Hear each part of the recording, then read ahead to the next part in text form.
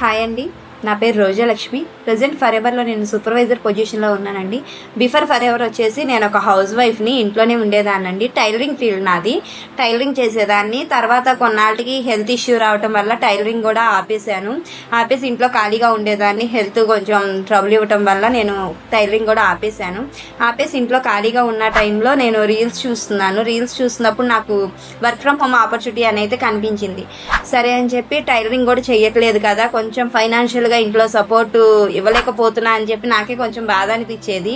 సరే అని చెప్పి ఇంకా కాంటాక్ట్ అయితే అశ్విని మేడం అండి. మేడం చెప్పారు, ఇట్లా ఫరెవర్ కంపెనీ అండి, 4 days సెషన్స్ ఉంటాయి, అటెండ్ అవ్వండి అని అయితే చెప్పారు. సరే మేడం అని చెప్పి 4 days సెషన్స్ అటెండ్ అయ్యానండి. అటెండ్ అయిన తర్వాత నాకు ఆఫర్ కార్డుకి అయితే ఎలిజిబుల్ అయ్యాను.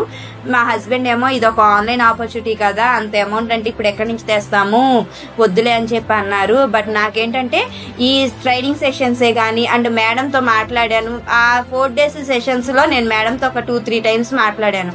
సో మాట్లాడుతున్నప్పుడు మేడం మాటల్లో నాకు ఒక హోప్ అనేది కనిపించింది. ఓకే, నేను సక్సెస్ అవుతాను గ్యారంటీగా ఇందులో అనేది నాకు అనిపించింది.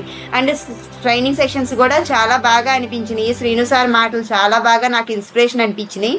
సరే, ఫ్యామిలీ పరంగా నేను సపోర్ట్ ఇవ్వగలుగుతాను, ఇందులో ఒక మంచి ఆపర్చునిటీ ఇది అనేది నాకు అనిపించింది.